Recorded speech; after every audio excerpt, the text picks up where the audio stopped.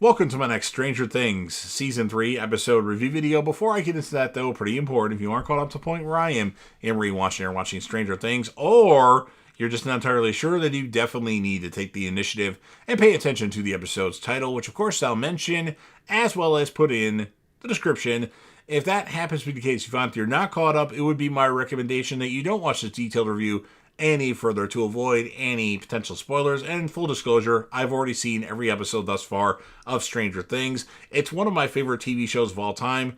Definitely in the top 20. It's possible it's in the top 10. I wanted to rewatch the show to let it resonate a little bit more, which will help me determine where Stranger Things actually ranks, at least at the moment. Obviously, looking forward to the 5th and final season of Stranger Things, which I'm hearing it's supposed to come out late October or sometime in November. That has yet to be confirmed. And I'm guessing they'll probably stop or take a break for a month and possibly roll into 2026 or not. I don't know, to get people to subscribe to Netflix longer. So good job there. Make us pay for Netflix a lot more.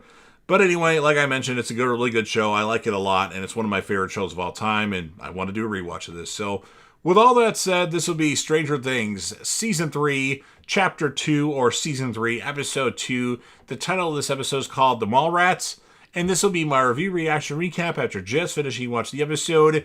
Billy flees from the basement of the Steelworks place after being attacked and drives to the nearest phone booth. He calls the police but remembers the fleshy tendril that took him, attaching itself to his mouth. The light begins to flicker and he suddenly flashes into the Upside Down. A shadowy group of people approach and he shouts at them, asking them what they want. One figure walks up to him and he sees it is a cleaner, uninjured version of himself. 11 calls Mike to tell him that he's 15 minutes late in coming to get her, and he repeats Hopper's lie about his sick grandmother. However, Hopper told her that it was a false alarm and Mike's grandmother is fine. Mike tells her that the situation has changed and that his grandmother's sickness wasn't a false alarm like they thought it was. In fact, she might die. 11 asks Mike if he's lying, and Mike denies it, saying friends don't lie. Hopper observes this call and is gleeful because he knows this message got through to Mike. After 11 hangs up the phone, walks into her room and slams the door behind her, Hopper leaves and drives into town overjoyed. He turns up at Joyce's work, the general store, claiming he successfully talked to Mike and 11 and convinces her to have dinner with him. He gets a call from Officer Calvin Paul, needing him to deal with people outside City Hall protesting Starcourt's Mall's overtaking of local businesses. As he leaves, a set of fridge magnets fall to the floor and do not stick when put back up, perplexing Joyce buyers.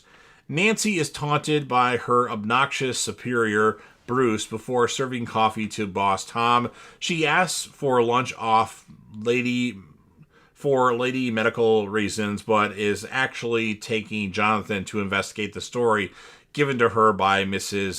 The Doris lady at the end of the last episode. Jonathan warns her that they will be fired if things do not work out, but she insists the quality of the story will make up for it. Steve and Dustin ecstatically reunite at the ice cream parlor Scoops Ahoy, where Dustin fills him in on his new girlfriend Susie. He tells Steve about the Russian message he recorded and how they could be considered heroes if they decode it. He asks Steve to help him translate it. 11 approaches Max with worries that Mike is lying to her, which Max confirms. She tells 11 to freeze Mike out until he apologizes and to dump him otherwise.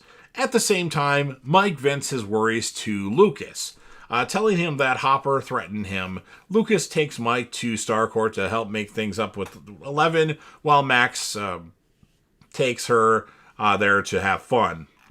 And then at the Hawkins Community Pill, the mothers express annoyance over the pretty lifeguard Heather, while Karen notices an exceptionally sweaty Billy coming in and privately apologizes to him for standing him up, unable to go through with it because of her family.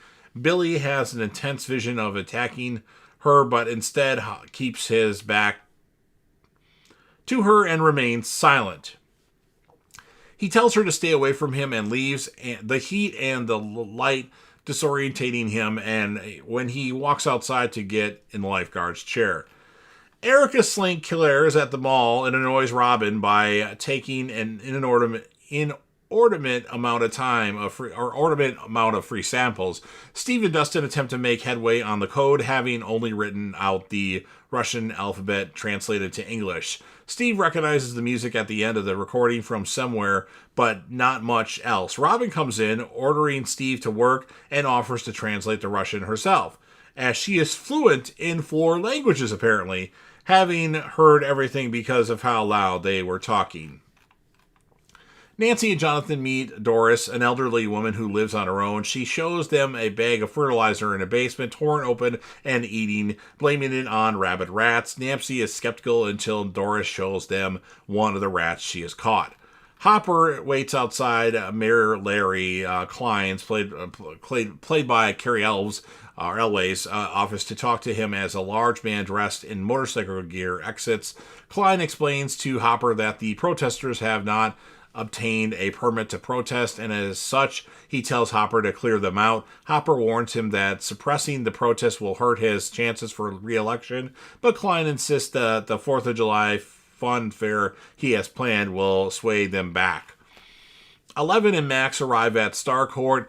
Eleven expresses anxiety at breaking Hopper's rules by being around so many people, but Max encourages her to let go of her fears and enjoy herself. As they go shopping, Mike, Lucas, and a reluctant Will shop for an apology gift for Eleven.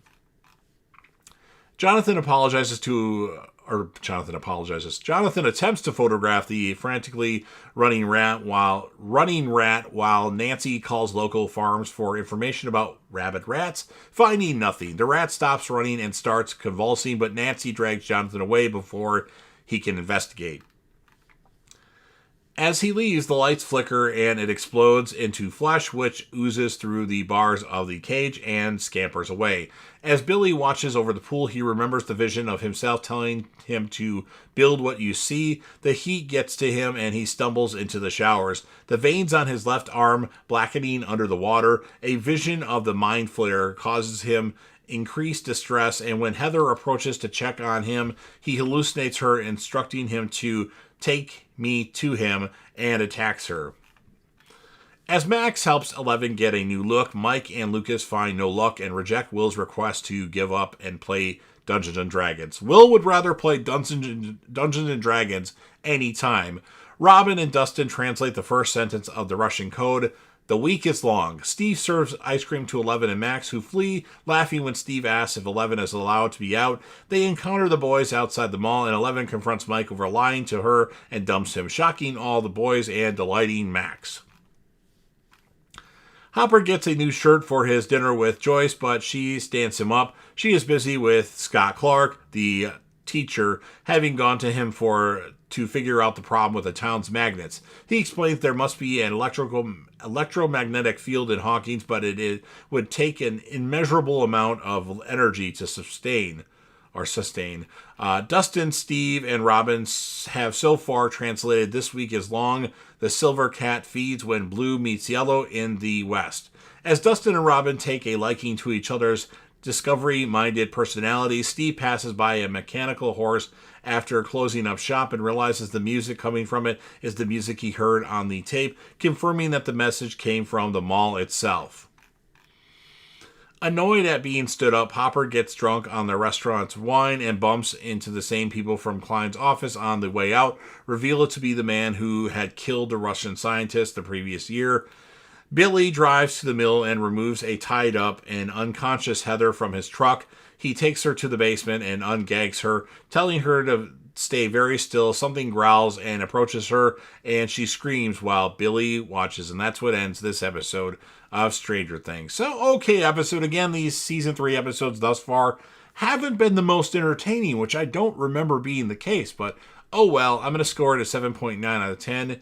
And my character of the episode is going to be Billy, or if you want to choose Robin, either or. Although Billy's a little sick and out of it right now, but Robin is, at least in this season, I really liked Robin for this season. So you've heard everything that I have to say. Now it's your turn. If you're a fan of Stranger Things and you want to help me out with the YouTube algorithm, please make sure that you Hulk smash the like button. It does help out the channel quite a bit, actually. Share the video with a friend. Put this video on any one of your social media platforms. Don't forget to sound off in the comment section about what your thoughts are on this episode of Stranger Things. What would you rate it, and who would you choose as characters of the episode? Remember to come back to this channel for Season 5 episode reviews of Stranger Things whenever they finally come out. And then last but certainly not least, don't forget to hit that sub button. Subscribe to the channel. You're watching the video anyway. Help me get over 100,000 subscribers as I set my goals pretty high. Join the team, show your damn support, and be a part of something special. And you never know where you're going to see on JDev TV.